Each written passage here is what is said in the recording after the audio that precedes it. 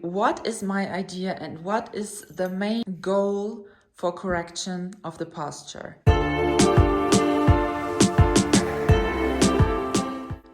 So what I believe is that our feet are really the basis of our posture. And I can remember that in my youth, when I was like 12, 13, 14, I used to stand always on my right leg and my left leg didn't carry any weight. So my standing or my posture was always like this. I had the whole weight on my right leg. My left leg was just stabilizing a bit, but it didn't carry any weight. And what happens when you like move your weight on your right leg is that your hip also shifts to the right. So it shifted like this.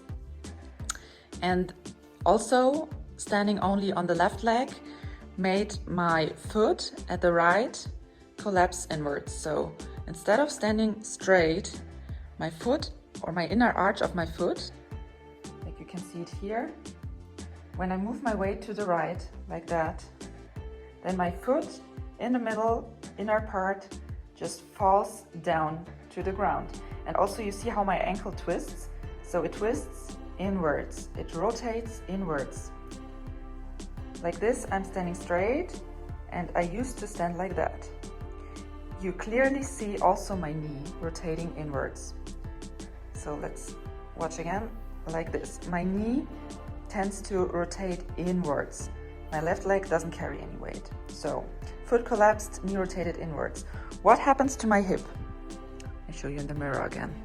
So when I used to stand like that, my hip rotated inwards too. So when I touch my hip bone, it's here and the other one is here. So my hip is showing in this direction.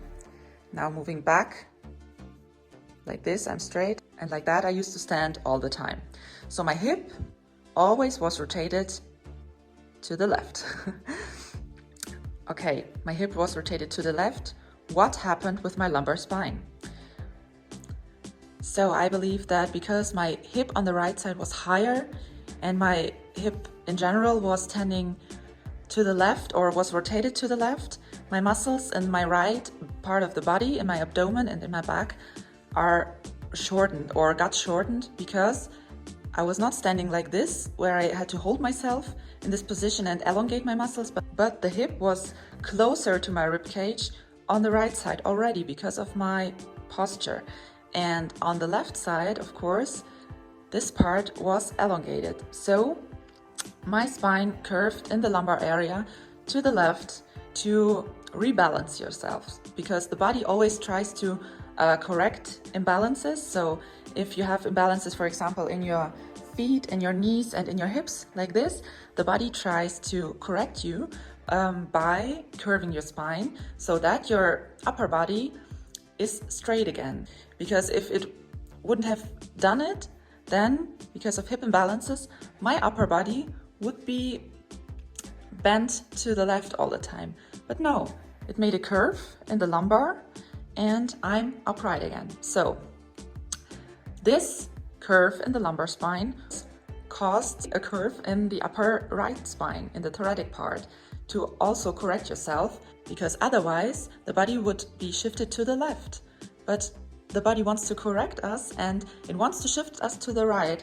And that's why the spine in the thoracic part of the right side curved, because this moved the body back to center. But that our hip is still higher on the right side, that we are still rotated, and the hip is rotated to the left side, as well as our foot is rotated to the left side, the knee, and also our whole upper torso.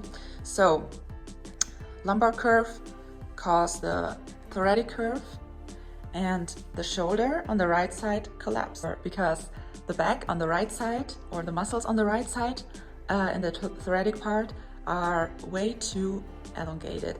They're way too long and carry a lot of tension. So because these muscles are too long, of course, this part is too short, or we can say otherwise, it's shortened because these muscles were too long, but now it's shortened because the muscles shortened already and it's very difficult to stretch them. It's not that easy to really stretch these muscles here on the right side as they are stretched on the left side. So we always have the feeling that our right shoulder is way closer to our head than our left shoulder is, or our left chest. Our right chest is really collapsed. When we take a look here on the clavicula, you really see how much space is here on the left side and how small the space is on the right side and how much the shoulder is collapsed to the front. So finally, what is my idea and what is the main goal for correction of the posture? First of all, start with our feet. Our feet have to be parallel and have to distribute the weight equally on both feet. So we don't want the leg to be collapsed like that and the knee to be tended to the left side. We want our feet to be straight. We want our knees pointing to the front and a little bit to the outward direction. So when we compare again, we want to be upright. And when I train my feet to stand upright like that and to bend my knee outward, you can see what happened. My hip started to lower down and to rotate to the right side. It started to lower and rotate to the right side, which caused my body is where it was before when I was collapsed. Let's show you, like this. And now I corrected my foot or my feet, and this corrected my knee and my hip. And now you see that my body is totally shifted to the left side. So what we need to bring our upper body back to balance is try to elongate upwards and try to shift your whole torso to the right side.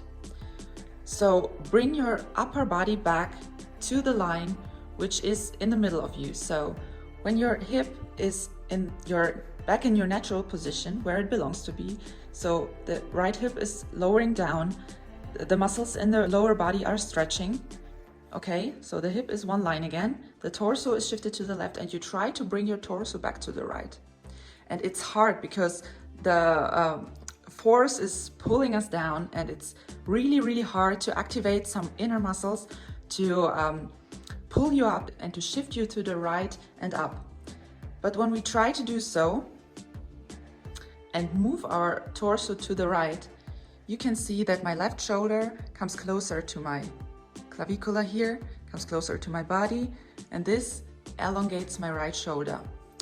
And this is the part we want to work on. We want to elongate the right part of your neck, shoulder and chest. We want to stretch that. And by doing so, our rib hump becomes smaller naturally. Because we shift our upper body to the right side, we will get rid of our rib hump on the right side. Because this is how it looks before it's collapsed, and then you stretch your chest and your shoulder and spine and your back got relaxed and released. So our goal is to shift upwards and to the right side with every part of our body, with our foot, with our knee, with our hip, with our hip, with our torso. Okay, and this involves a lot of work. Also exercising on the muscles that are too weak. For example, our left lumbar side. And now we will need to work on these muscles to shorten that side instead of this. We want to elongate the right side. We want to work and exercise on the left side. We want to bring our hips in balance, and we want to shift our torso.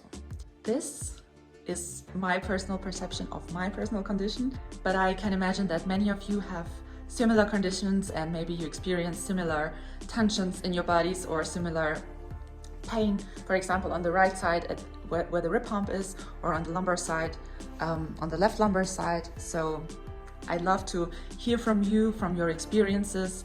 If you agree with me, if you have different opinions, I really love to interact with you and to discuss this point from different angles. A lot of work to do. I hope you enjoyed my explanation, and I'm really curious what you say about it. So see you in my next video, and goodbye.